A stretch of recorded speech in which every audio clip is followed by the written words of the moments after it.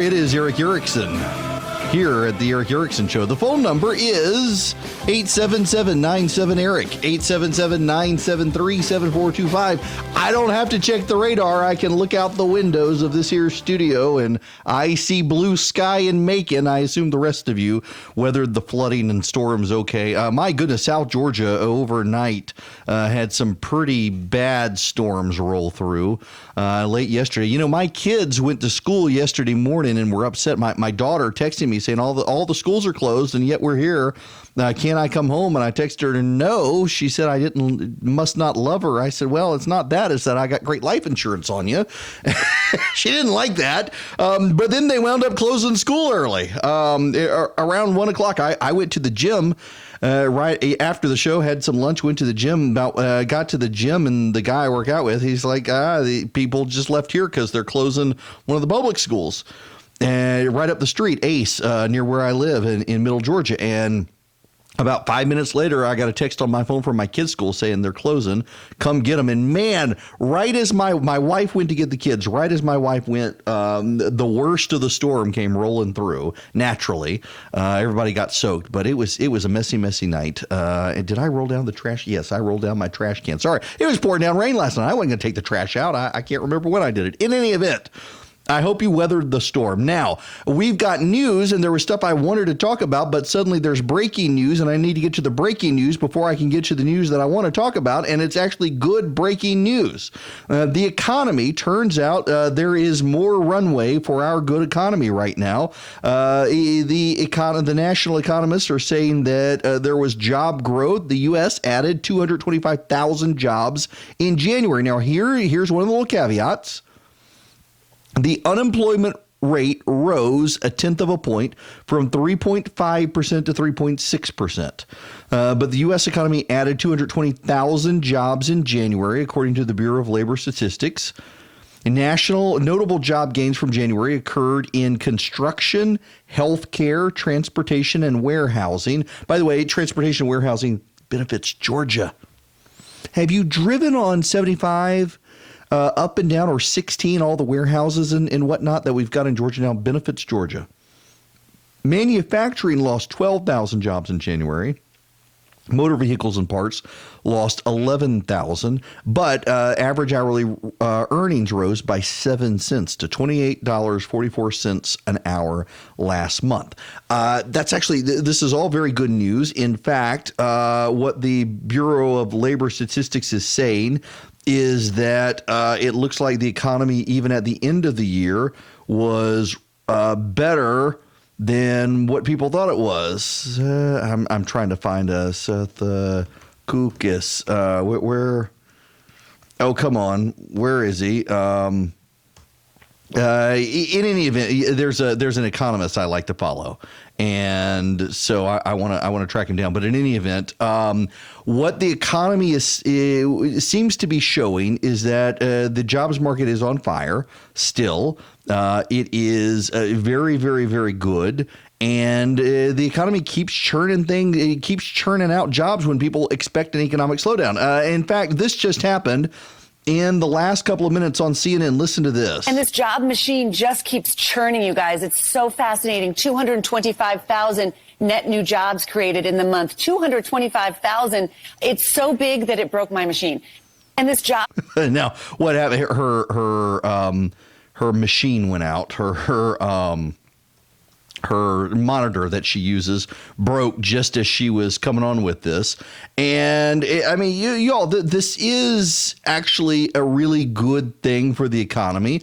Let me read you this from the Capital Economics Group, which is a research analyst firm.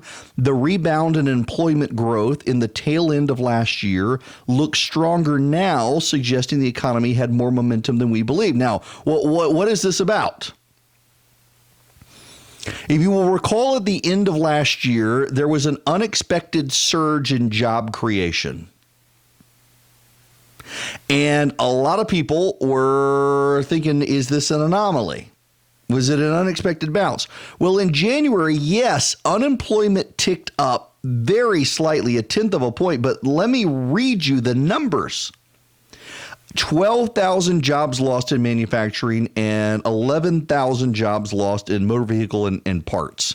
Now, interestingly enough, the USMCA, the United States-Mexico-Canada Agreement, will solve some of that because, remember, it will mobilize more manufacturing in this country for motor vehicles and parts. But look at the numbers here. Healthcare, 36,000 job increase. Construction, 44,000 job increase. Transportation, warehousing, 106,000 job increase. So there was a tenth of a point wobble in the unemployment rate. It's still remarkably low. It is below 4%, which is incredible. 4% is fantastic in and of itself. It had been at 3.5%, which most economists would say is full employment.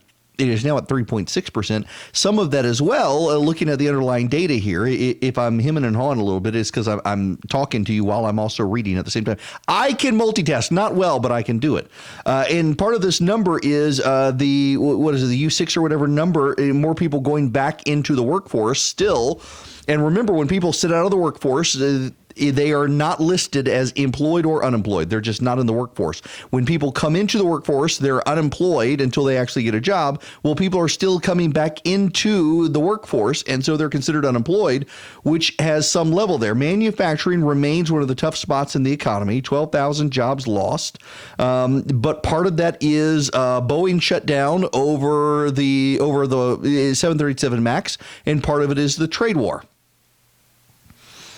Now, I gotta say something, and I agree with Jim Bethakoukas, who is a policy analyst with the American Enterprise Institute. He also won Jeopardy. Can you imagine all the people? Can you imagine Donald Trump for the next 9 months does nothing but tweet out economic data? He doesn't attack Nancy Pelosi. He doesn't attack the left. He just tweets out good economic numbers. Okay, maybe if Bernie Sanders is the nominee, that he goes after Bernie Sanders, and it looks like Bernie Sanders may very well be the nominee. But you know, you gotta. These are impressive job numbers. And I didn't intend to start here this morning. The news just came out. But what exactly what are people on the left going to say? The best they can do is that the president inherited a healthy economy. Here's the problem with that, though. All of the polling out there shows most Americans don't actually believe that. Most Americans, the Democrats have this belief, it is a philosophical belief on their part because they can't give Donald Trump credit for anything, that the economy was all hunky-dory with Barack Obama. You know, in politics, perception's reality. If people are convinced that things are going well, then things are going well, whether they are or they're not. If people think that things are going badly, well, guess what? People think things are going badly, even if they're not. And it is objectively true that the economy did turn around when Barack Obama was president. It is objectively true that the turnaround began with Barack Obama. But it is also objectively true that a lot of people did not feel like there was an economic turnaround with Barack Obama. It is objectively true that polling, Gallup has the historic data points here. It is objectively true that most people did not feel the economic benefit. A lot of rich people felt the economic benefit, and a lot of people did go back to work. But a lot of people were having to work two jobs instead of one. And in fact, right now, today in this country, there are still a lot of people working two part-time jobs to make a full-time living. But there are fewer people today doing that than there were during Obama's administration. And those sorts of things do matter. The economy matters. The economy matters more than anything else. I mean, think about all the stuff Democrats can care about. You know, there was an op-ed the other day. I forget in which publication. Maybe I still have it. I think I deleted it. I was going to talk about it, and then I decided I wasn't going to talk about it because it would just take me down all sorts of rabbit holes we probably didn't need to go down. But by God, let me just mention it. I think it was in Illinois. In Illinois, doctors somewhere at some think tank institute have decided that the government should help prepubescent teens suffering gender dysphoria go through surgery to conform to the gender they believe they actually are.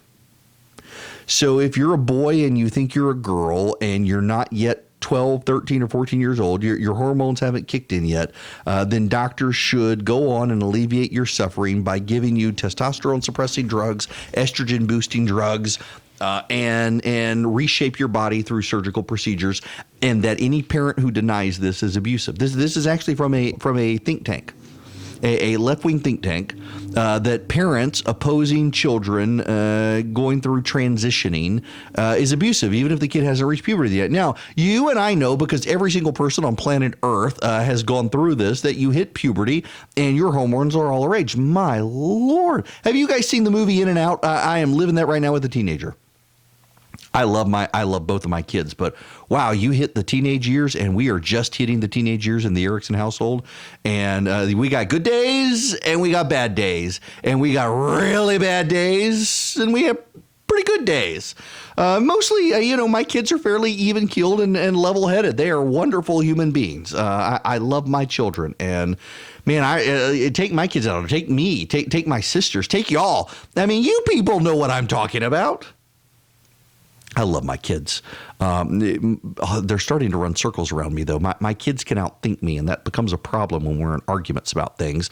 Only for so much longer can I say because I said so as the reason to justify something. They're beginning to question me. And, my kids go to the school, and I'm thinking I may have to like homeschool them or something, because my kids are going to a school and they're learning logic and fallacies and things like that, and I'll tell them something and they'll start to tell me that it's a fallacy, and all I want to do is call DFACS to come save them from the wrath that I'm about to rain down on them. And nonetheless, you get my point. Hormones, and so you've now got doctors out there saying that we gotta have the state help people, help kids go through gender reassignment, sex change surgery, where they carve out things and chop things off and rearrange. This is absurd. So you should think it's absurd.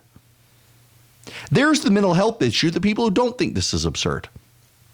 Now, what is this? What the heck? You're thinking, Erickson, come on here. Focus. I am focused. This is the point. We can worry about garbage like this because the economy is doing so well. The left can get worked up over whether you have a constitutional right to chop parts of your body off as a 9-year-old because the economy is doing so well. And I got to tell you that I firmly believe when you look at the cultural data points in this country, we are more liberal in this country than I am, more than I wish we were. But when you actually look at the underlying cultural, philosophical opinions of the American public, they're actually more conservative than the left thinks they are. So if the economy is doing really well and Bernie Sanders is going out saying, okay, we now have too many choices in deodorant, we need to shut some of them down. And you've got Elizabeth Warren out there saying we need to allow transgender children to pick the Secretary of Education. And in middle America's like, what the heck? Transgender kid, what? Huh? That only helps President Trump. It only helps President Trump. The economy is doing so well, it has allowed much of American society to worry about trivial things because they got food in their belly, food on the table, and they got a roof over their head. We are in a society right now that whips itself into a frenzy over inconsequential things because so many of the consequential things are going so well for us right now. The moment that changes, we'll go back to focusing on the big stuff. But there's no major war. There's no mass economic catastrophe. The coronavirus is largely contained overseas.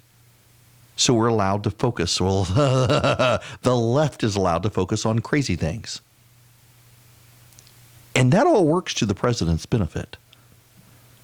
If Bernie Sanders is going out there telling people we need to upend the American economy that is serving the public so well, how does that really help Bernie Sanders? That helps Donald Trump. The economy is his single biggest selling point right now. And if he would keep himself out of the headlines and let people focus on just how good things are right now and how nuts the left is, the president would win in a landslide in November. Want to be on the show? Call Eric now at 877.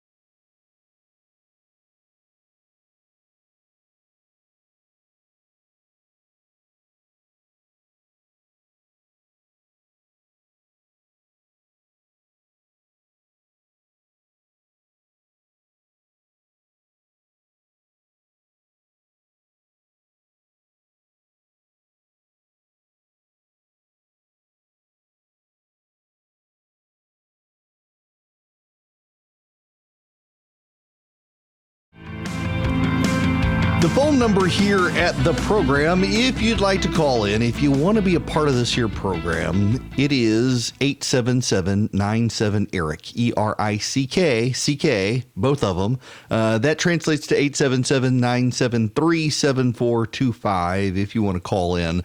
Okay, now what I wanted to talk about, I did not intend to talk about the economy. So the president has killed the top al-Qaeda leader in the Middle East.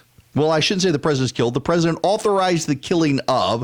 If it was Barack Obama, the left would be saying that, Barack Obama himself pulled the trigger. But since it's Donald Trump, they'd be saying, you can't say that. You can't say that. He didn't actually do it. They're right. He didn't actually do it. But it had to come from the president. And the president took care of it. Al-Qaeda's leader gone in the Middle East. Y'all, listen. We're going to get to a point where Republicans are convinced they're going to lose. We always do. Every election cycle, you go through really good weeks and you go through really bad weeks. But can we just enjoy the good week together here for a moment? The Democrats had a disaster in Iowa on Monday. The president had a really good State of the Union speech on Tuesday, topped off with Nancy Pelosi's theatrics that only helped with the Republicans. On Wednesday, the president of the United States was acquitted. On Thursday, he had a pep rally that caused a absolute media meltdown and killed Al-Qaeda's leader. And on Friday, turns out the economy is still doing really well despite the trade war and the coronavirus. That's not bad. You got to give it to him. And I know there are a lot of people who don't. In fact, I pointed this out last night. And there are a lot of people who don't want to give the president any credit for any of this stuff. But I think you kind of have to.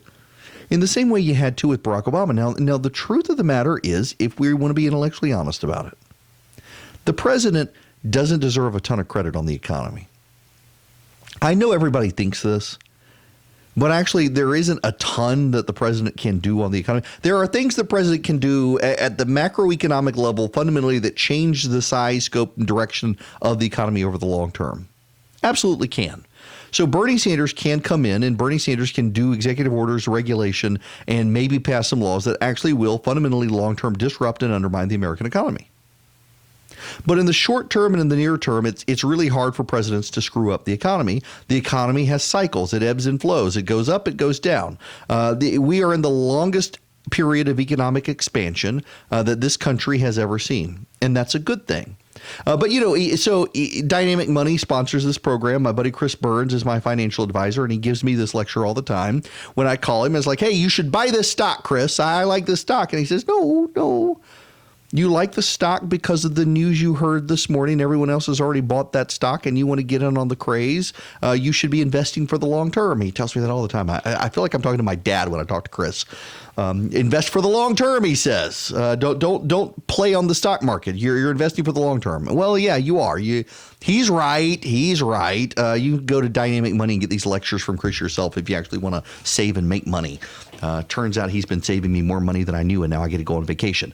I should say this hour is sponsored by Dynamic Money. Go to dynamicmoney.com. In any event, hush, Siri. He's right, though.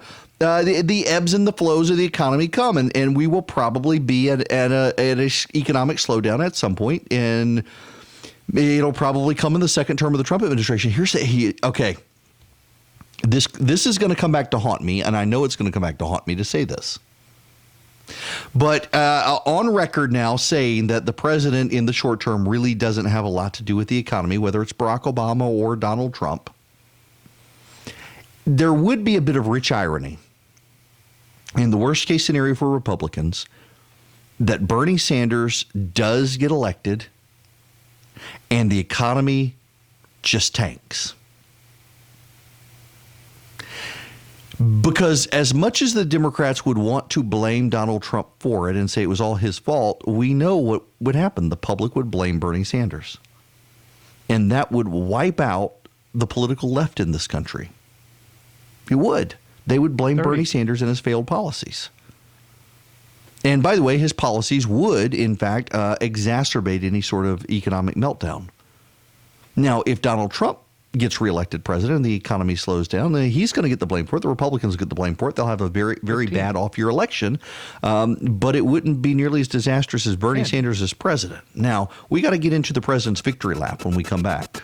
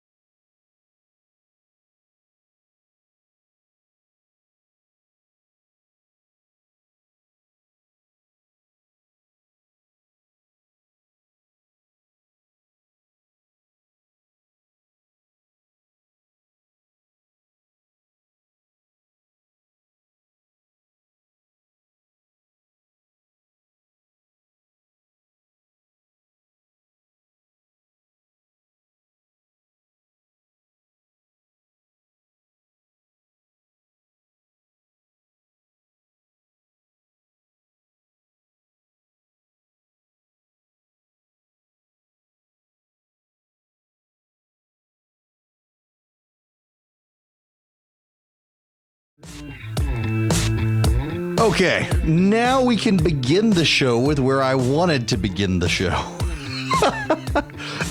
Seriously, I get up in the morning. I actually overslept this morning. It's kind of bad. I got up and hit the wrong button, and the next thing I know, it is.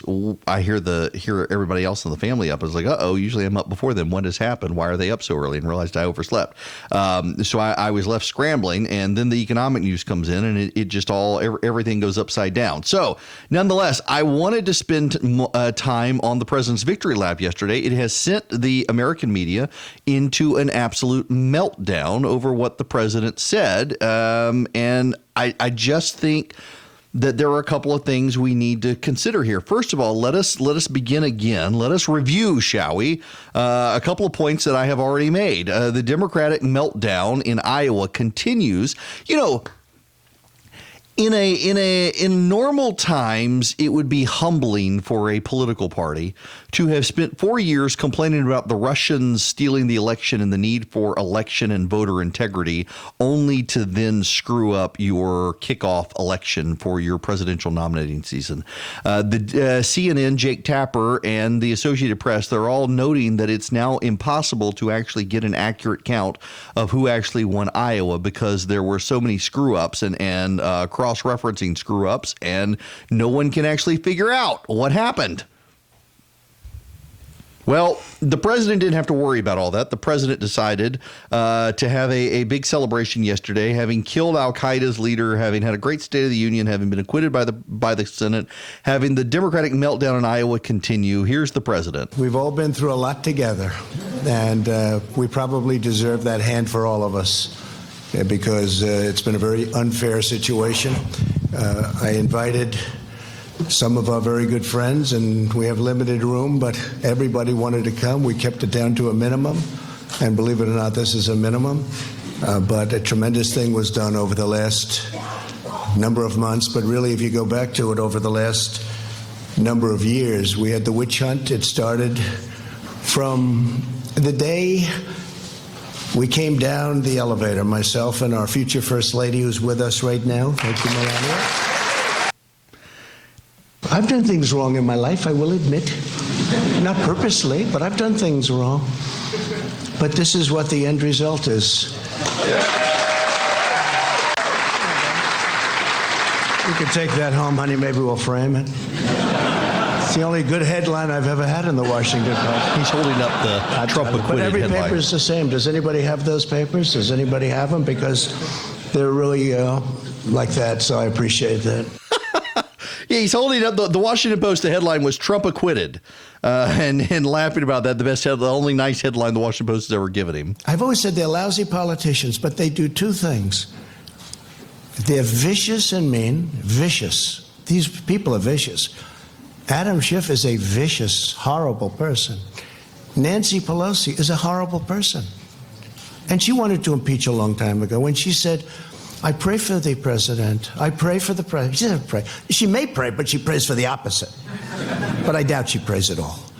And these are vicious people.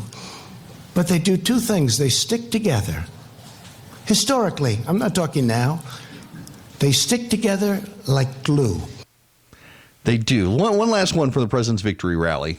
I mean, Nadler, I know him much of my life. He's fought me in New York for 25 years. I always beat him. And I had to beat him another time. And I'll probably have to beat him again. Because if they find that I happen to walk across the street and maybe go against a light or something, let's impeach him. So I'll probably have to do it again because these people have gone stone cold crazy. But I've beaten them all my life. And I'll beat them again if I have to. Okay, here's the thing. The American media, reporters, pundits, anchors, all of them together, combined, are in meltdown over the President of the United States having a campaign rally at the White House yesterday declaring victory. They are in absolute apoplectic meltdown about it. They are livid at the president for saying what he said. The president also, there's one clip I can't play, and it's because the president said BS in the East Room of the White House, and he didn't say BS, he said the actual word. And I played this for you yesterday, and I need to play it for you again. The Democrats and the media collectively in absolute apoplectic meltdown over the acquittal. The president's acquittal will be meaningless. Well, he will not be acquitted. You cannot be acquitted if you don't have a trial. This can't be a real acquittal. This trial is no vindication. In fact, it's a rush to a cover-up. There will be a permanent asterisk next to the acquittal of President Trump. People around the world are watching us going, this is what you want for the rest of the world? I mean, what a sad, sad moment. I think it's a sad day for the so-called Republican Party. They're going to need to find their souls. Good luck to that. And Russia, if you're listening, 2020 is open for investigations. Elections may not have a fair result. The very charge goes to the fairness of our elections. This is going to be an enormous stain on the United States Senate. It's actually quite scary. I think we're at a very scary moment. The Dershowitz argument, frankly, would unleash a monster. We have a constitutional monarchy where Donald Trump is the supreme element of this state, like North Korea. He's functionally a monarch. He believes he's king. We are not supposed to have a king. That was the main thing, other than, not wanting to have equal rights for women and black people and Native Americans. They have handed Donald Trump the monarchy. My fear is what broke is our democracy. I think the wounds are going to be very deep. That will be it for America as we've known it. It's official. Nothing means anything. Right is wrong, up is down, Missouri is Kansas. He can just run through laws like he's got that Super Mario invisibility star. That's what he can do. Today's acquittal does not equal an exoneration for the president, who will remain impeached forever. You know what? For all the Democrats saying this wasn't a real acquittal, over to you, Chief Justice of the United States of America, John Roberts. In this article of impeachment, 48 senators have pronounced Donald John Trump, President of the United States, guilty as charged. 52 senators have pronounced him not guilty as charged.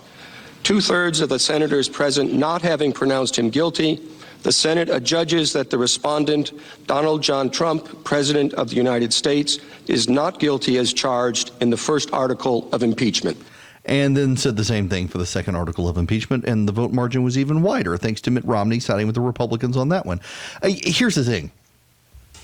When Barack Obama held a campaign rally and told Hispanic voters that Republicans were their enemy, the media was not upset. When Barack Obama told his supporters they need to take guns to knife fights, the media was not upset. When Barack Obama told people they need to get in their neighbors' faces and challenge them, the media was not upset. When Barack Obama produced a website where you could go on and see whether or not your neighbor had voted and whether they were Democrat or Republican, the media was not upset. When Barack Obama set up an email address that you could forward your neighbor's emails to if you thought they were lying about Obamacare, the media was not upset. All those things happened. I'm not making up any of those things. Those things all actually happened. The media was not upset. Donald Trump saying BS in the East Room of the White House, you would have thought that we had a nuclear reactor meltdown, a 3 Mile Island situation in the United States. The media is apoplectic and panicked by it. Those voices you heard in that montage I played, they weren't just Democrats. They were reporters and news anchors as well. John Berman, who I very much like, who is a very nice guy, CNN anchor, is the one who said, Russia, if you're listening, investigations are open season for investigations, or whatever he said. The media has become part of the Democratic Party and can't admit it. There's a story by McKay Coppins in The Atlantic. And McKay Coppins is the he's a writer. He's profiled Mitt Romney in the past. He's written a very funny profile of Donald Trump. He's a very good writer. But essentially, the whole story is about the upcoming Donald Trump-backed disinformation campaign to win the election in November. and how so many facts are going to be distorted and how many people are going to lie, and on it goes. And I got to tell you, he's right. Let me read you this. But don't get mad at me for saying he's right. Just listen to me. Let me read you part of the conclusion. The political theorist Hannah Arendt once wrote that the most successful totalitarian leaders of the 20th century instilled in their followers a mixture of gullibility and cynicism. When they were lied to, they chose to believe it. When a lie was debunked, they claimed they'd known all along, and would then admire the leaders for their superior tactical cleverness. Over time, Arendt wrote, the onslaught of propaganda conditioned people to believe everything and nothing, think that everything was possible and that nothing was true. Leaving the Trump rally, I thought about Arendt, I forget how you pronounce her last name, in any event, and the swaths of the country that are already gripped by the ethos she described. Should it prevail in 2020, the election's legacy will be clear. Not a choice between parties or candidates or policy platforms, but a referendum on reality itself. But here's the thing. What's going on with this, a buddy of mine replied to it, and let me read you part of his email. It's not out of turn for me to read part of his email. He says, this is absolution journalism. It really is them, not you. Don't waste a second examining your behavior. Don't waste a second examining your attitudes. Don't waste a second examining your perceptions. It's the other side that's bad. The other side that's wrong. The other side that tells all the lies. And for the Atlantic, for the Democrats, for them, it is genuinely, factually all about the Republicans are liars. Donald Trump is a liar. Everybody's a liar. They're all liars. They're all bad. They're all wrong. Shame on them. We tell the truth. We're honest. We're objective. Really what it is both sides do this. But what McKay Coppins and the Atlantic are doing, what the New York Times does, what CNN now does, what MSNBC has always done, is try to make you believe only the other side does it. Only the other side is bad. Only the other side is dirty. Only the other side exaggerates. Only the other side builds up hype. Only the other side says things that aren't true. When they do it too, they don't have clean hands. They make stuff up.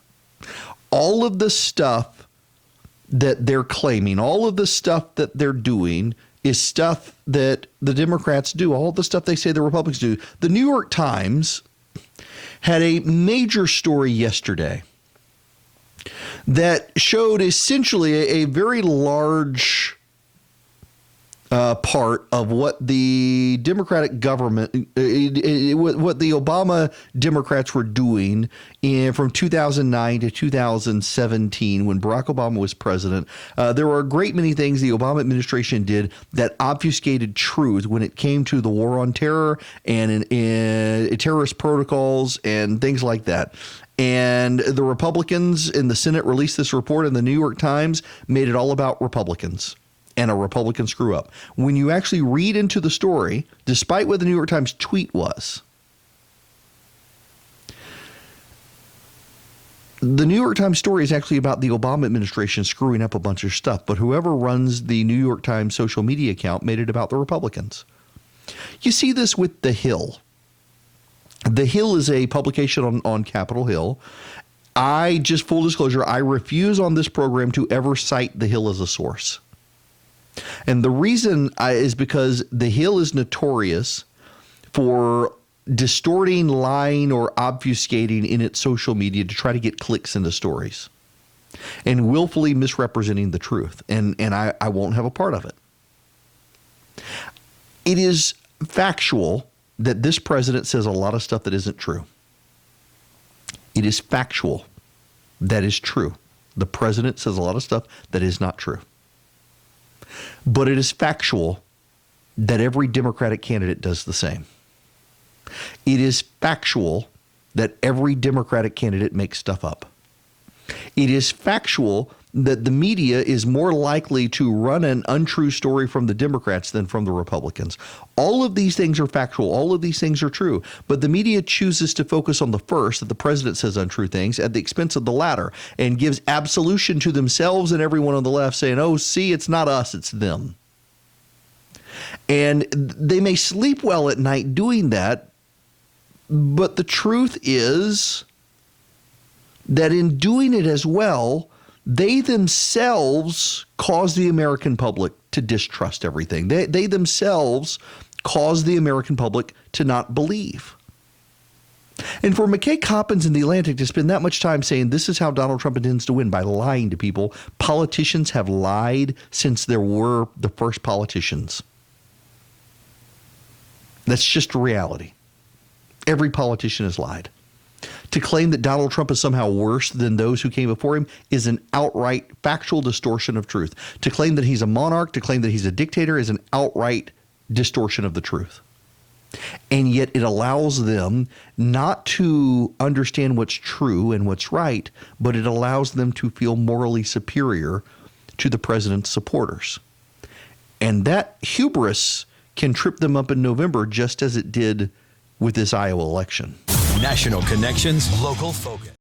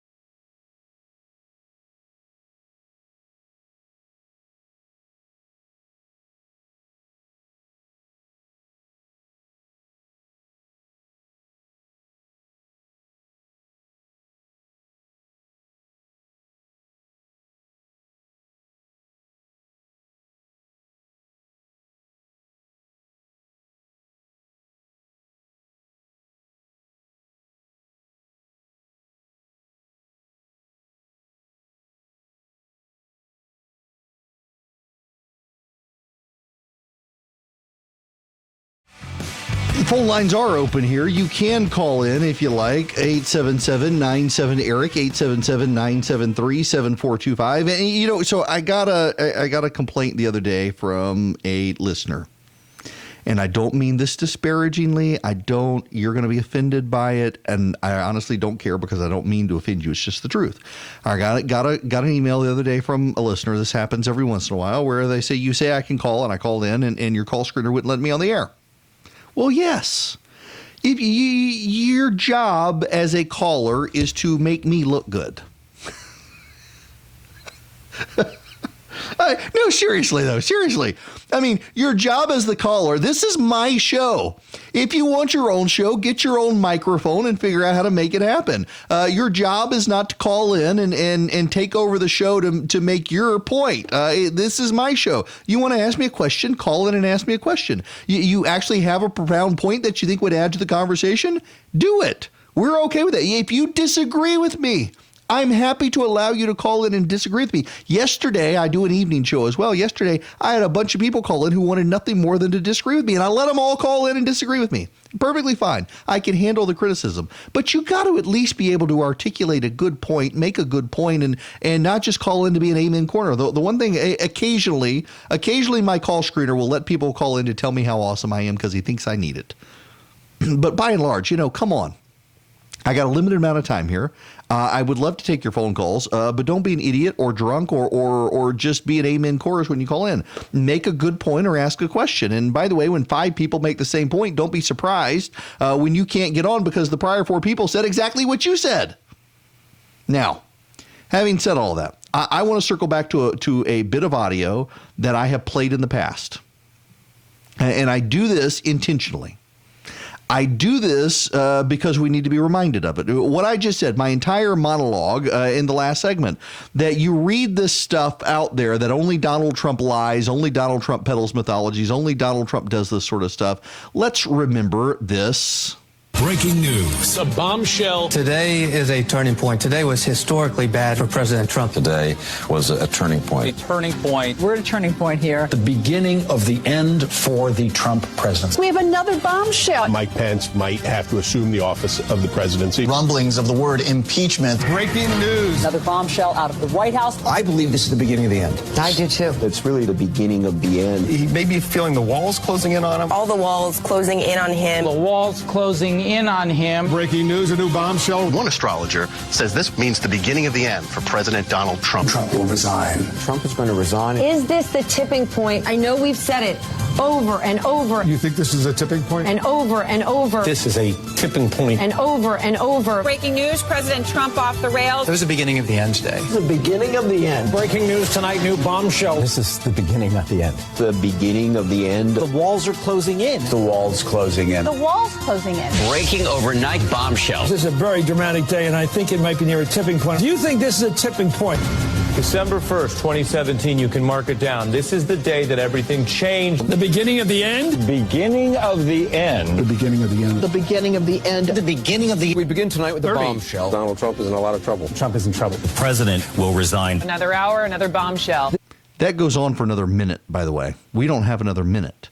That goes on for a full 2 minutes, 20 seconds through to last year 15. Of all the turning points, tipping points, breaking points, and Donald Trump is ending. 10. Democratic mythology lives on.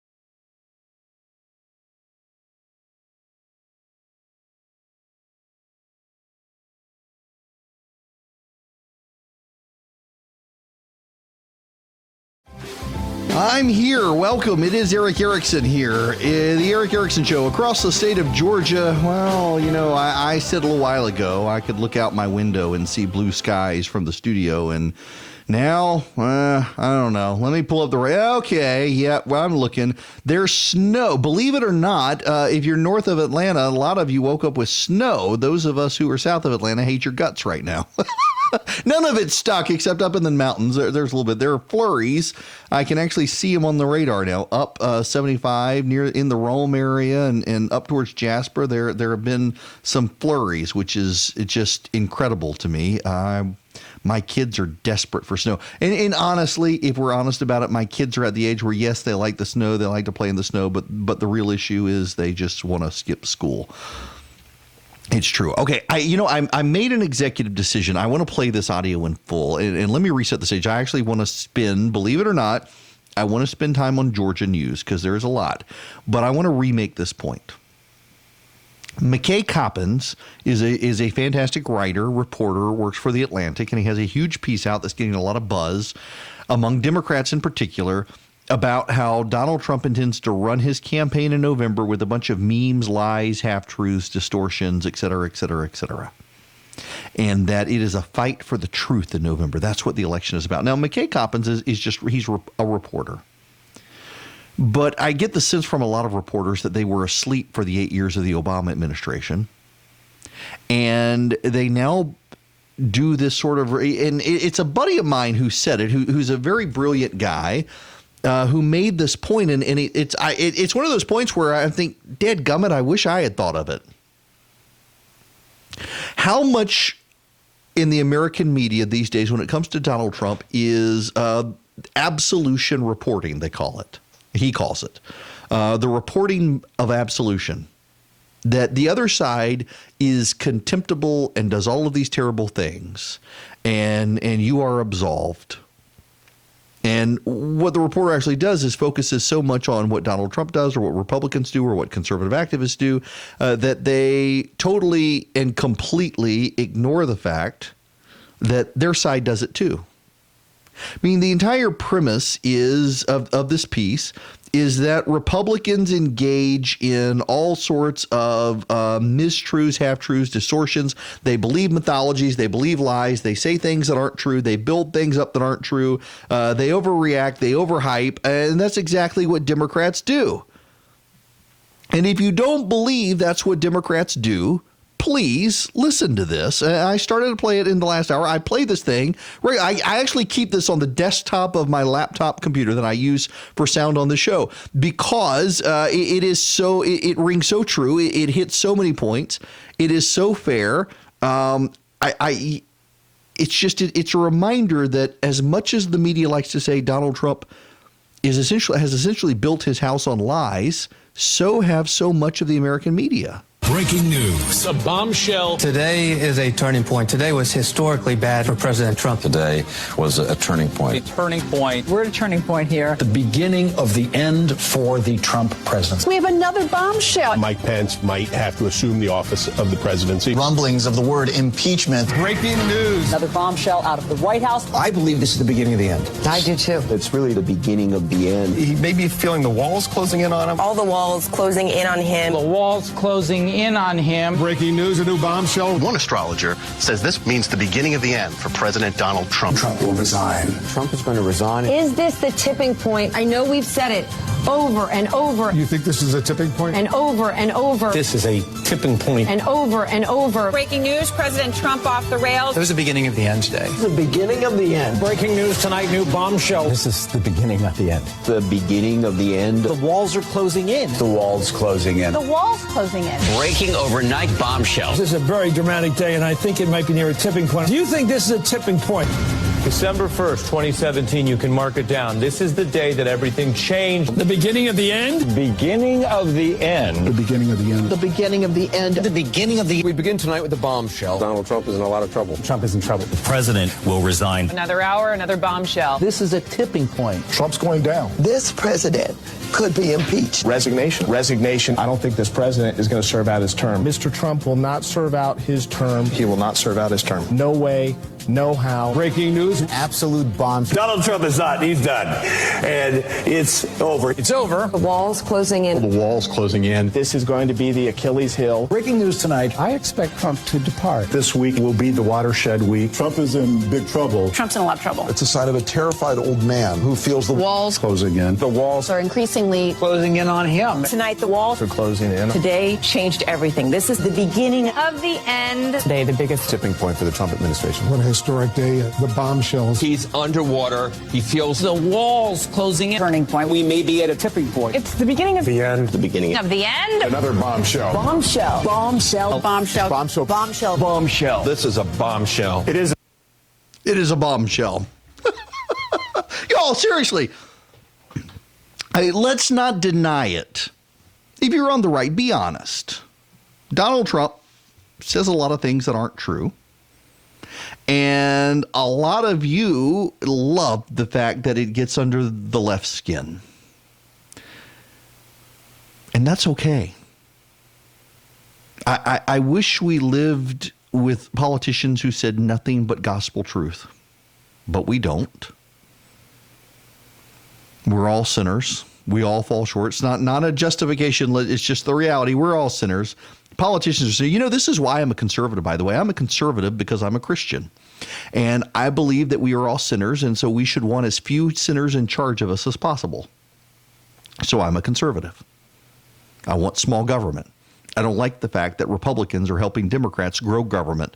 It's bad. If you're a sinner, you should want as few other sinners in charge of you as possible.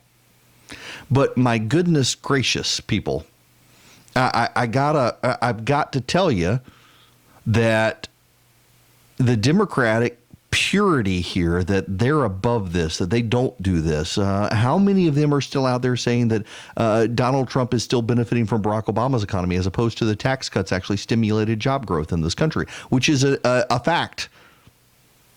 But they can't say that. There's a level of dishonesty out there, and so much of the media as well, not just the Democrats, the media as well, has, well, yeah, I guess you could say I repeat myself, but they're allowing themselves to engage in a level of absolution that they're pure and people on the other side are not. And people on the right do this as well. People on the right tend to think that people on the left are just as bad as people on the left think people on the right are. And it's both sides. And that's one of my frustrations, honestly. I try, listen, I'm a conservative. I'm a Christian. I'm an evangelical. I'm a conservative. All the things you're not supposed to be. I'm white. I'm male. I'm heterosexual. All the things you're not supposed to be in America these days. I am.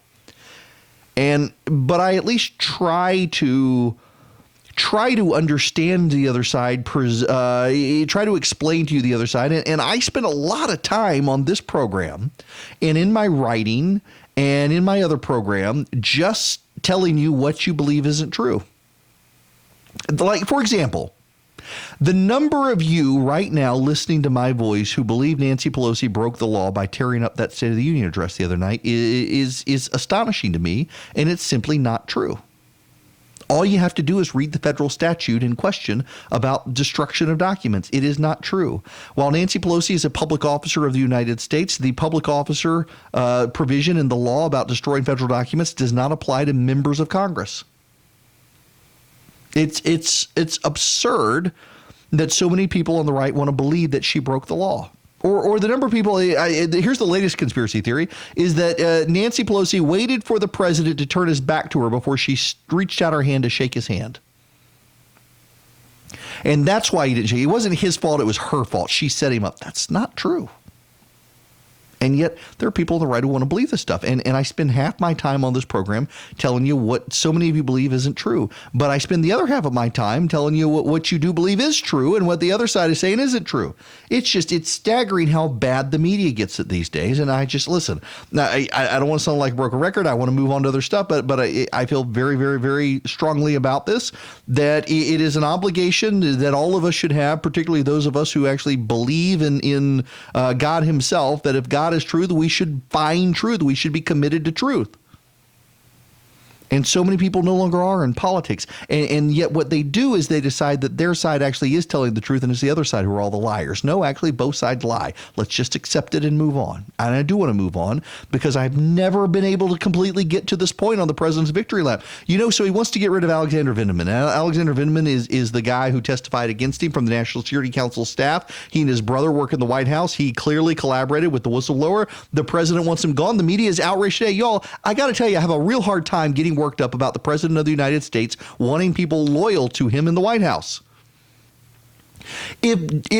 Just ask yourself, if Barack Obama wanted to purge from the White House career staffers who had been ardent George W. Bush loyalists, the media would be attacking the career staffers for putting partisanship above serving the president, above serving the country. They would. And yet they're outraged that the president is doing this. I'm not outraged about it. Listen, if Bill Clinton wanted to purge the White House of anyone who testified from him, you and I both know the media would have his back on this. That the president is doing and the media is outraged by it is just another example of the media being in the tank for the Democrats. And then there's the disproportionate outrage. How much of the media was asleep for 8 years and says that the media is scandal-free or the Trump administration is scandal-free? I'm sorry, the Obama administration scandal-free. What about Fast and Furious? They totally ignored that. What about the Internal Revenue Service targeting conservative groups? And we know it was intentional and it was designed. But Mr. Erickson, Barack Obama didn't tell him to do it. I'm sorry, you surround yourself with a bunch of ideological soulmates and you tell them that the Republicans are the enemy. They don't have to get a specific order from you to target Tea Party groups. They know to target the Tea Party groups. And yet the media says there was no scandal there. There was nothing. Pure as the driven snow. This is why so many people don't believe the media. The president has had a remarkably good week. The Democratic meltdown in Iowa continues. I mean, they can't even figure out who actually won in Iowa now. Bernie Sanders is livid. And there's a problem. Over to you, Bernie Sanders. Senator, a key part of your argument for the general election, your electability, is that you're going to boost turnout by bringing all these people into the process that haven't been voting. Iowa turnout doesn't look like it was higher than last time. Does that concern you? It does. And I would have liked to have seen a higher turnout. And I think I could probably speak for every other candidate. Higher turnout. Now, why is it? This is an underlying fundamental problem for Democrats. Do you know their turnout matched 2016? They've got more candidates now, and yet people weren't as excited. But you know what the real problem may actually be? Y'all, this isn't getting a lot of traction. We should be paying attention to this trend in Iowa. The reason turnout may be down in Iowa is not lack of enthusiasm, but lack of Democrats. Now, what do I mean by that? There's data. There is actual data that the 50 and older crowd, and what are the 50 and older crowd? The people most likely to vote in Iowa and everywhere else. If you're 50 and over, you're more likely to vote than people less than 50. And it turns out the reason that voter turnout may have been down in Iowa is not lack of enthusiasm, but lack of Democratic voters. Those people all became Trump voters. They're not Republican voters, they're Trump voters. Which suggests, and by the way, the polling in Iowa somewhat collaborates this, it suggests that Donald Trump is going to win Iowa. That's been a swing state. Iowa has been a swing state for 2 decades, and he may have taken it off the board. And that's why the turnout is down. And the Democrats are starting to get concerned about that as they pivot to New Hampshire. This has been a very good week for the president. The economic numbers were great today. Yesterday, an al-Qaeda leader is killed at American hands. The day before, the president is acquitted. The day before that, Nancy Pelosi tears up a great speech. The day before that, the Democratic meltdown in Iowa. And what's the media doing today? Say, well, he's a liar. He was not nice in the East Room of the White House. He said a dirty word in the White House. Y'all, I've been in the White House, and I said a dirty word in the White House. I apologize, but I did. It just wasn't on TV, and I'm not the president. But still, I mean, good Lord. I wonder if these people in the media ever heard what Bill Clinton did in the Oval Office. Honest news and conservative views. Never separated from the truth.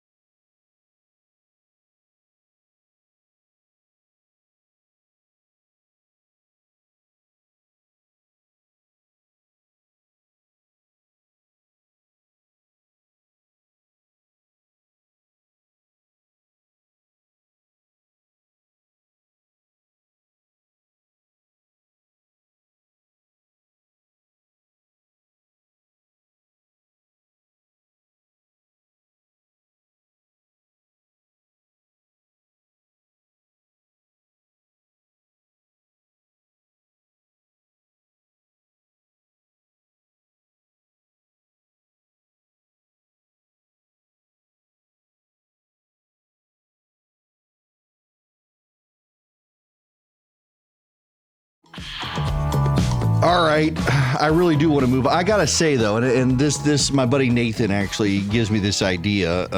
Remember what, last week or so?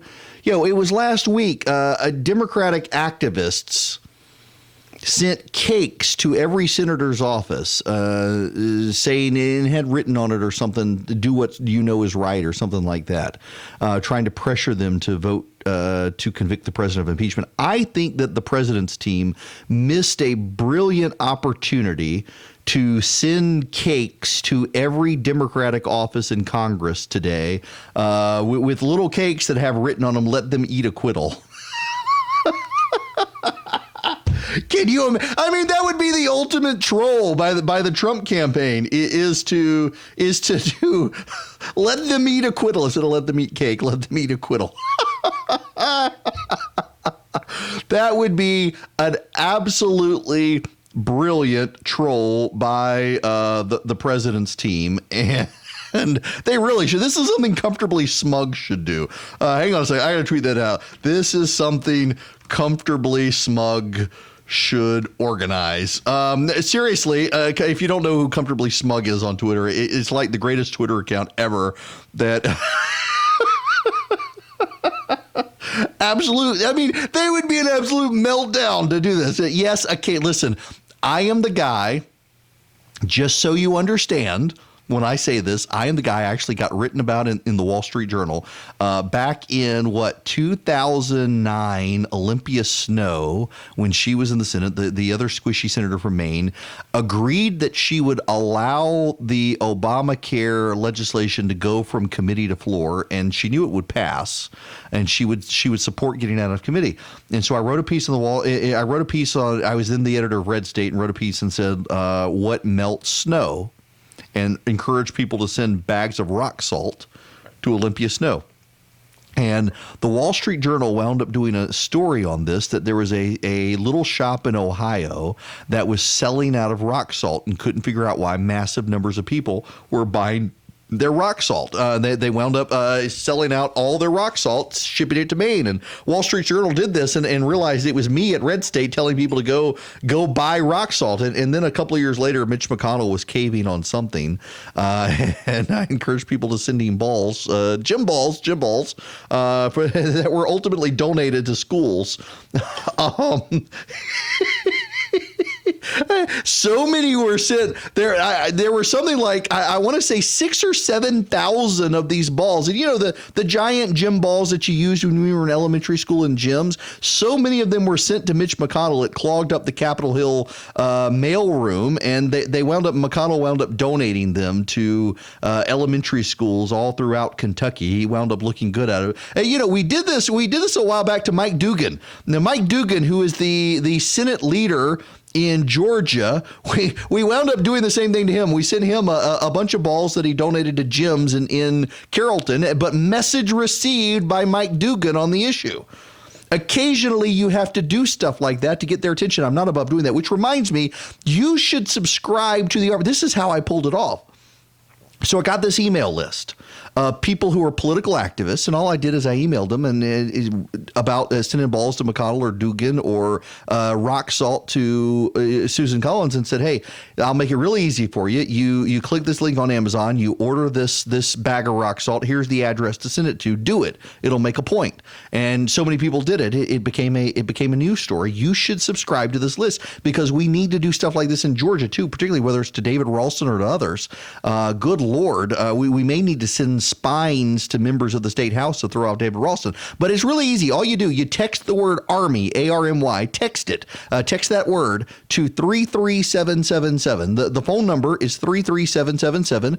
And all you do is you pull out your texting app. You go to your texting app. I'm doing it right now. You start a new message. The number you send it to is 33777. And then the word that you send is Army, ARMY. And when you do that, what happens is you're going to get a message back, and it says, says, okay, send me your email address. And so I'm going to send Erick, E-R-I-C-K, at the Resurgent, misspelled Resurgent, theresurgent.com. And when I do that, then boom, it's automatically going to subscribe me to the list. And so when I need you to send large gym balls to a member of the state legislature, or little plastic spines from Amazon, or bags of coal or rock salt, we can make it happen. You too can be an activist and do this. And it gets an impact. It does. And I'm really disappointed I'm not the one who thought about sending the sheet cakes to members of Congress with let them eat acquittal. I think that would be a brilliant idea, but we're not going to do that. When we come back, we got to switch to Georgia gear. There's a huge fight in the Georgia legislature over the budget that you need to know about. I'll tell you about it when we come back.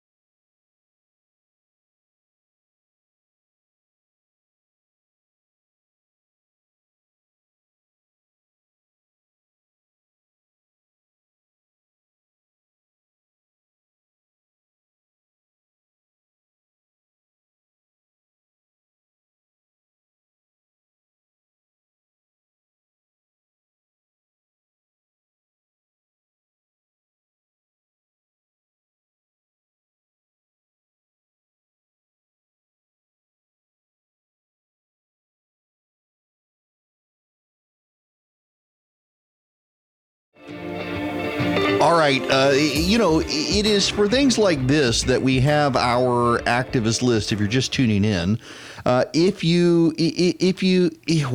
hang on a second. Hang on. This just happened. I try to be flexible in what I'm doing. This just happened on CNN. This is Joe Walsh who lost. Listen to this. So you're going to try to help elect the Democratic nominee. Threat to this country right now. Any Democrat would be better than Trump in the White House. That's not an easy thing for me to say, but that tells you how serious this moment is. Which Democrat do you think you would be most likely to support? Which Democrat would you be most excited to support? I don't know that yet. In independence, to encourage them that your only option, John, is a Democrat. It's not Trump. It's not the cult. People have left the Republican Party. So many people have left the Republican Party. John, he's got his core cult-like following that cannot be reached. But there are a lot of Republicans and moderates on the margins. There are a lot of independents who are undecided right now. Or Bernie Sanders or Elizabeth Warren? I would rather have John Berman, a socialist in the White House, than a dictator, than a king, than Donald Trump. Wow. This man is broken. This is a broken individual. Wow. Sad to see, but not unexpected. Grifters gonna go. There's a story there I need to share real quick. There are a lot of people who get under my skin. Walsh kind of does, and it's for this reason. In 2015, I had I was the editor of Red State.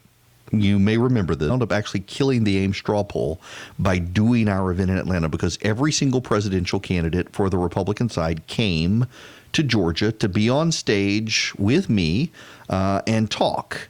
And Donald Trump was going to come, but he did the Megyn Kelly thing the night before, and I thought it would be a huge distraction to all the other candidates to have him there. I wound up uninviting him. And man, did I get death threats and all sorts of stuff for doing it. You know, one of the people who attacked me for uninviting Donald Trump from that event? Joe Walsh. And it got under my skin because Walsh at the time, Walsh had been a Tea Party congressman whose candidacy I had supported. And then he became a talk radio show host for Salem. Salem Radio was at the time the parent company of Red State. And they had just bought it. And here comes, he was not alone, multiple hosts wanting to hump the president's leg. Then a candidate went after me for doing what I thought was the right thing to do. Now, you can disagree with me. I don't care. I would have done it again. It was the right thing to do. He should have never said what he said about Megyn Kelly. But Walsh became kind of this, I'm going to pound the drum for Donald Trump and hoo-ha sort of stuff. And then he didn't, I don't know. Here's the thing. I know a number of people who ultimately wound up not supporting Donald Trump, who lost their jobs in radio.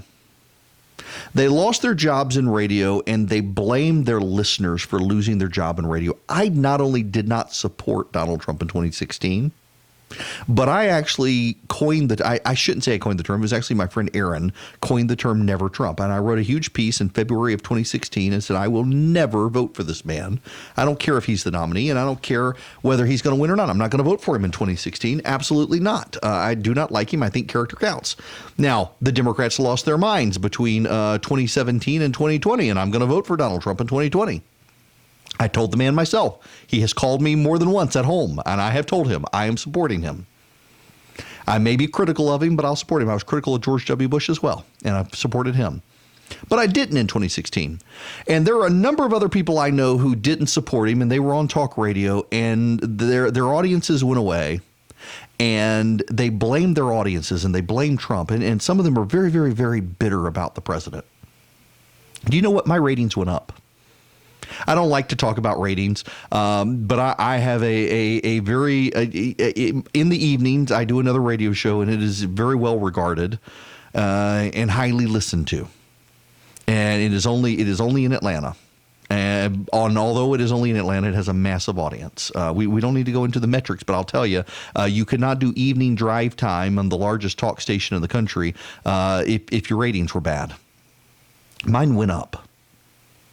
And you know why mine went up, even though a lot of my audience was mad as hell at me? I mean, y'all, we had people show up at our house to threaten us. We wound up moving our kids to a different school because of the harassment they were getting at school, at a Christian private school, no less. My wife was harassed in church. My children were yelled at and chased in a grocery store over me. It was difficult, and I stuck to my guns. And my audience went up. Even people were mad at me, and the audience went up. And do you know why? I never blamed my audience. I got that they wanted to beat Hillary Clinton. I hated Hillary Clinton too. I just couldn't bring myself to do it. But I was honest with the audience. Here's why I'm not doing it.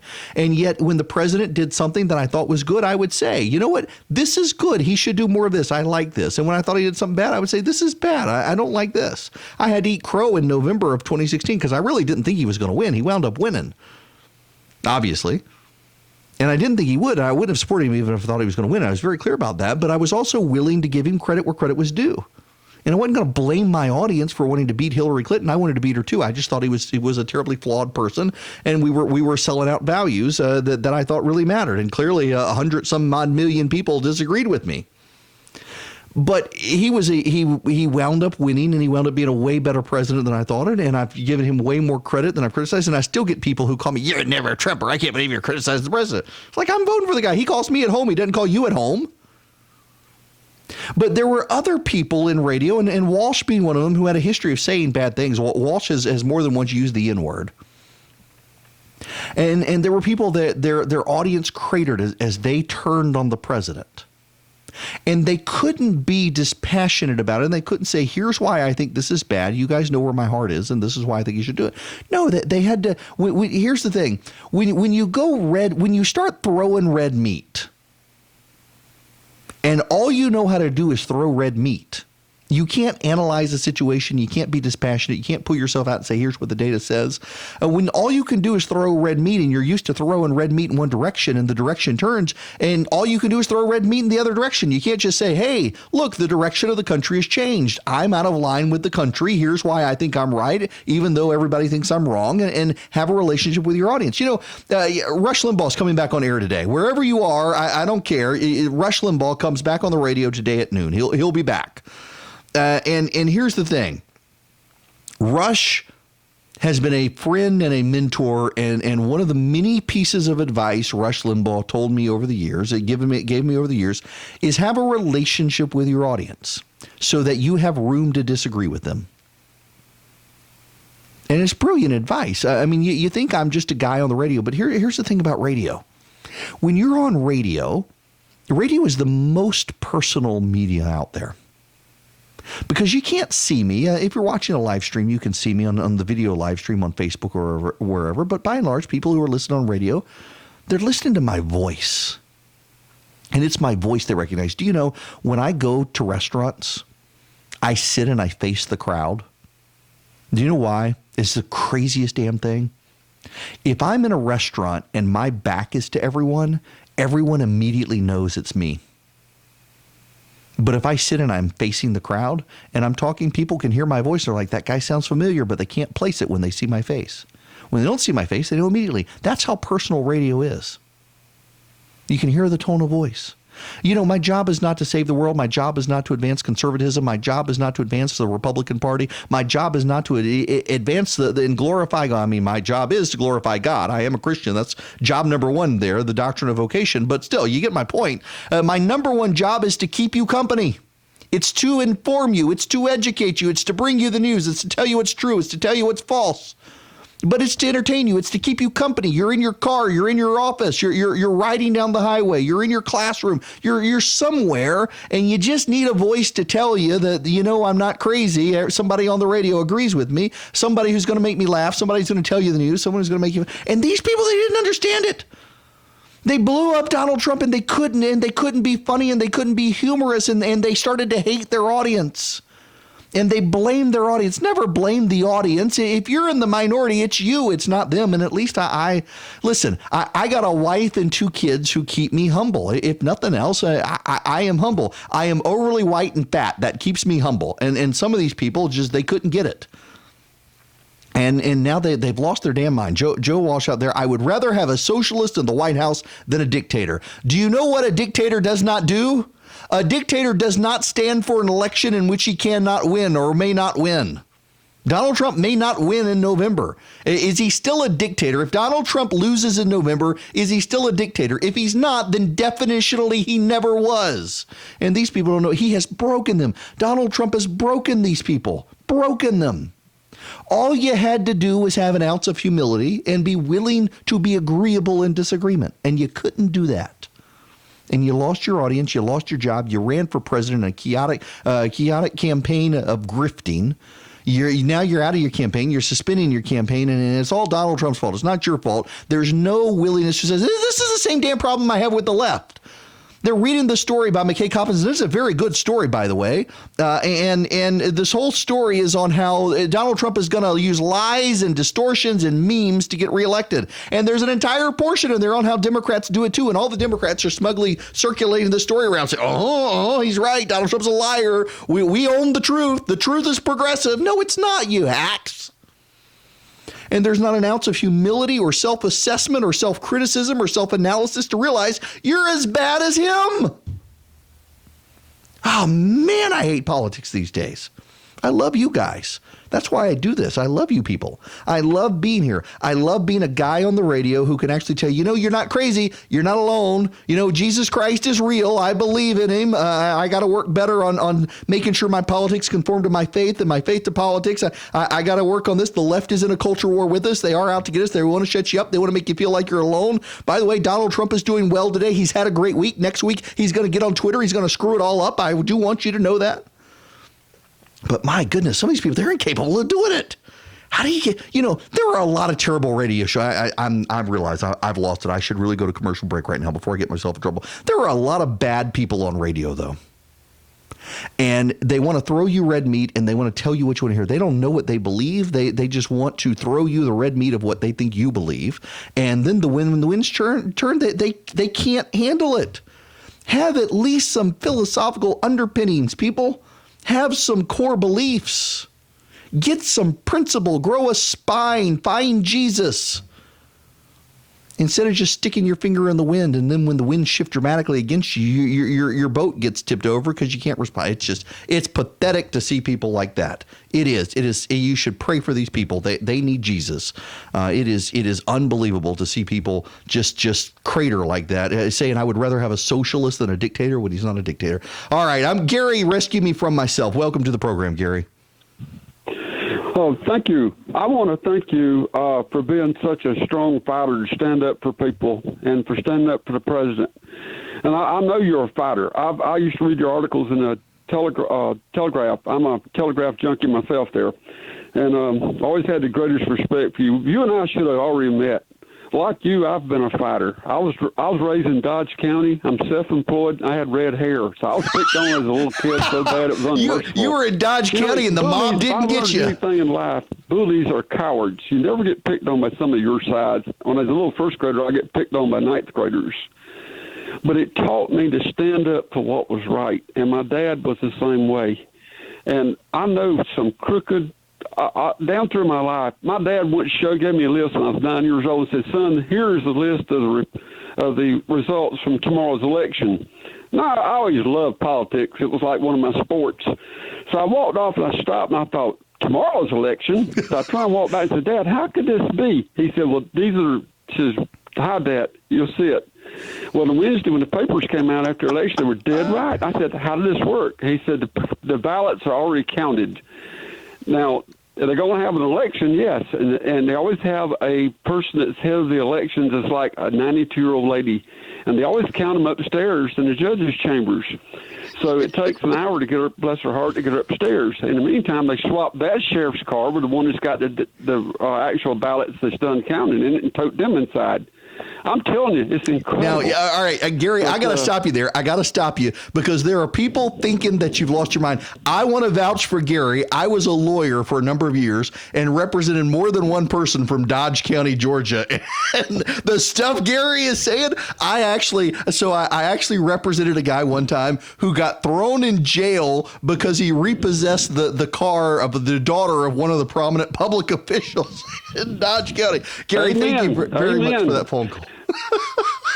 Dodge County politics is the craziest thing. I got to let you go there because I got a commercial break, but thank you very much for that call. Y'all, I could tell you stories all day long about listen, I love you people in Eastman. I genuinely do. I come down there and eat with my wife. Likes to ride her motorcycle down to Eastman to eat at the Sidetrack Cafe. It is a wonderful, wonderful place.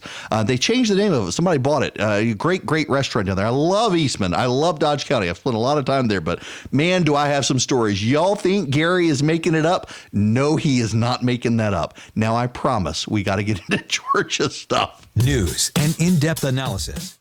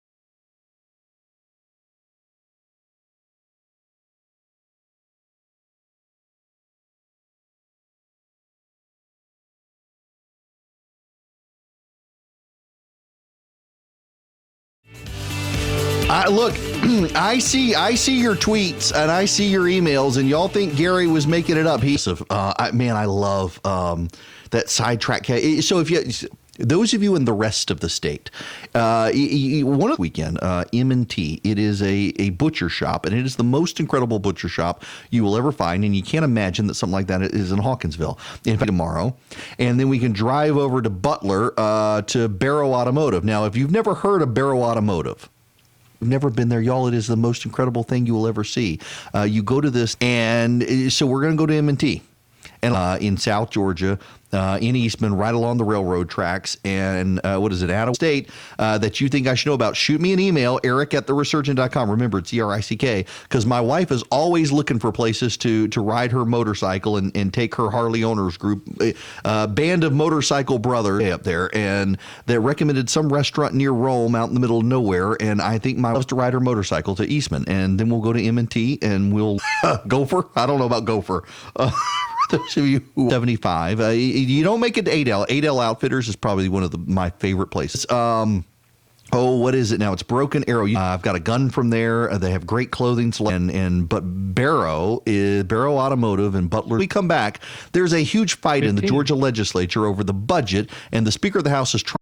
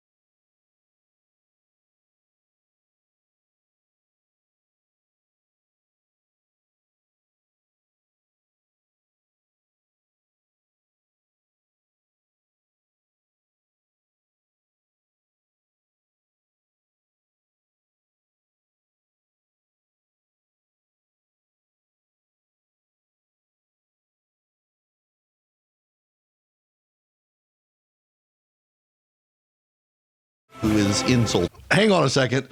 It is the Erick Erickson Show. 7973-7425. Get a better internet connection in my opinion, and you need to understand it. There is a civil Leffler's praises, and it means Leffler's going to get an appointment. Possibly for Collins, whose background is as I don't know. It's why should he lose? Because I mean, she wants to be in this for the long haul. The lay of the land in Georgia. They're popular. Probably the great. There are people that believe as Boeing is a Fortune 500 company that is not in charge. They fell behind on technology to really compete, and more we see that with Ford pick them off and never actually innovate, opposed to monopoly, and has had to innovate deeply. Now my kid plays Halo and on sweetheart deals with the government and kick. Daker of the Georgia House is increasingly the protect faith-based adoption, but these are all things I've been building up in most every state in the South now. Muslim, Catholic, and Protestant kids within family. If you as a Christian show up at the Sharia law, I can hear the. But you shouldn't. You can't deny them their free exercise. Every one Muslim adopt that. I mean, you're that's of and let's deal with the Christian ones. Let's deal with and they believe that you can't just serve the body, you must also Holy Spirit in a dramatic way, that child is never going to know Jesus. A Christian believes Jesus is the only path to salvation. He is your Lord, and fundamentally theology being advanced by the alphabet game. And many increasingly, it's because these states are telling them that comes in, if a pantheist comes in, if an gods of the child burning in hellfire, and a lot of states they have a right to exist. They have a right to this now, by the way, as Catholic and Protestant are actually less adoption agents. Costs of adopting goes in Louisiana, are allowed to exist, and are of the same sex than it is a loving gay couple adopt a child and have. I think somehow I'm a bad Christian by saying that, but I'm sorry. I would rather them be placed in it. But I would hate to see for writing a Bible study. Well, the Speaker of the House then have them exist and kids to go to schools of their choice. The successful in getting kids from bad neighborhoods, horror of horrors, they're professing Christian. They grow up to be Christian. Now, I don't mean to make this about Cagle is more of a conservative populist. If you saw his to be, and he's a great governor, moderate or not, but protect people of faith in the state. That Republicans are so united around Ryan Kemp, the more likely they are to turn on the Speaker. The adoption reform issue and faith-based Atlanta's going to hate us for doing this. He may not have wanted to do it, but this could kill us at the backbeat legislation either. Well, Ralston doesn't let them up. He's a corporatist. He keep his promises, and the more the governors provide the Republicans to stay in power. Rebuke to the governor, and how I was told behind on the about me and about you, and so he is out to scuttle it as a corporate Republican would do, and cut taxes because he knows budgetary affected. But they're having to go. The governor has a lot of allies now in the House of Representatives, and the question you're going to have to kept his promises to you being drawn. Couldn't care less about.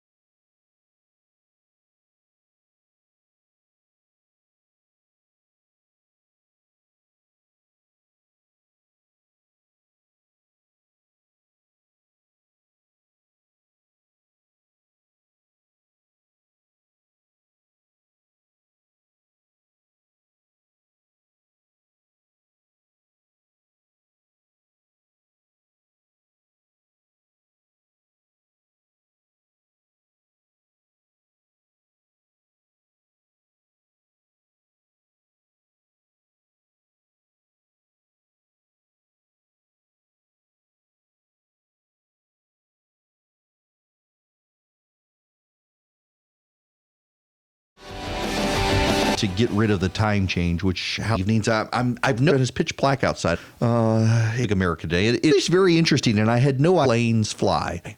Everyone that creates pressure, yet a plane, and so you got underneath the wing is pushing. No one can explain it. Really understand the distance of a guy.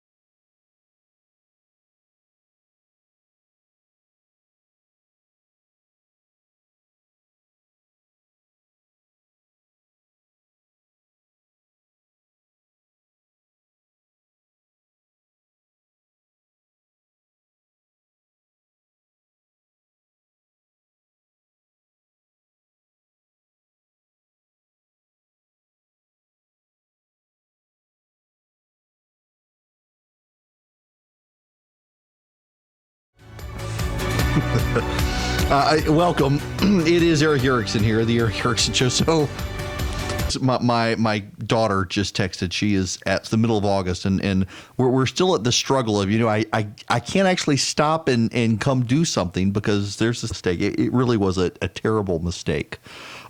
Who kept text messaging me while I was on radio, who was listening to the show. Now, my mom does this sometimes, and I love my mom, text messaging on the show because I know it continuing to talk, and then my mind wanders off, and you can tell, and it drives Charlie insane. When they say, hey, would somebody text so-and-so? Oh, my Lord, I nearly lost a friend over that. I had to call and apologize. Who knew the two of us listened to my show, and they all flooded him with text. No. I took care of it myself. Just people who want to, I am way too accessible to you people. That's the problem. Lovingly, family members access to me. They have my cell phone number. I got a buddy of mine who he has 2 cell phones. And that is the number that everybody has generally. And at night, he doesn't answer that. 2 iPhones. One is white and one is black, and that's what he does. His white iPhone is Hollywood, not politics. And it was so cool. So he's got a business card, and there's no is a quality. Premium. Thinking I need to start doing that. But the phone number that's on the card, that phone, except a couple of times a day, he uses the other one. And I'm not actually gonna do anything like that right now. I'm going to move on to other coronavirus situation.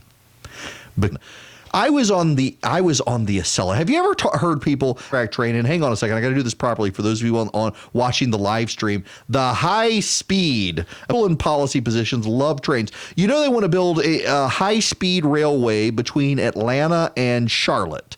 And it's actually not a bad idea when you look at the cost of this train. So Amtrak wants to build a train from existing Norfolk Southern track, or CSX track. Third is they essentially use interstate right-of-way and combined.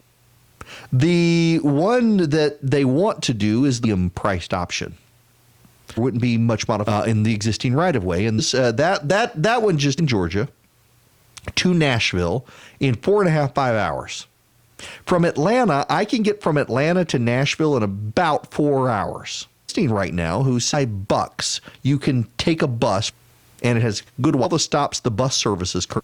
So I was on the Acela from Elite use. They used to use the shuttle between New York and up there one day with Tom Friedman of the new. Didn't really matter in the grand scheme of things, service industry people at a hotel. And he was sitting diagonal, who was managing the car that just savaged has a love affair with China, married into wealth and privilege, who hasn't all that smart. And Tom Friedman, of course, has this Tom Friedman fixation that the left shares with. Want a dictator. They want a social. They want that. They just don't want it to. They can build the whole rail in 45 days. Never mind. Pay no attention. They are literally conducting door-to-door search them up and throwing them in. They're not calling them concentration camps, but that's essentially. And people are hiding relatives. Your kids would be familiar with Tencent because they make video games. Data that shows tens of thousands of people have died from some communists are liars. And the fact that you have a Chinese 1,000 people, 600 some odd people, 658 people have died now from the coronavirus. And notice that the American media that has had this American media may flirt with China and its innovation and its technology. And it is an evil regime. It is a regime that does not respect. And in a totalitarian despot, and a doctor started warning them. This doctor, by the way, rounding up the people, going house by house in Wuhan to throw people in concentration camps who may be sick, their death probably, because they're trying to eradicate the virus. And the New York Times out of Wuhan is some of the best in the world. There are actually some good stories in the New York Times, and their coverage has large. And the people in China are deeply disturbed by what's happening. And who is a woman whose name I can't remember now. I was trying to find. They're going to go to these concentration camps that they're not causing concentration. Have invested in saying is better than us. You have all of these situations that China is going to reign supreme, that China is going to be surpassing a capitalist regime. The age of China. This is going to be the sin from the heart of China that this country cannot continue. Of our intellectual elite, end of the day, they hate the freedoms of this country, and they know who can snap their finger and build a system. The breakdown in our government, the squabbling in Congress, the difficulty of getting things fixed classes and through our media and through our elite, and that is a feature, not a bug. That something sustained in court, that is a freedom, that is a feature. It is not a bug, and we should have a regime in China that can round up its people and throw them in a concentration camp. Honest news and conservative views.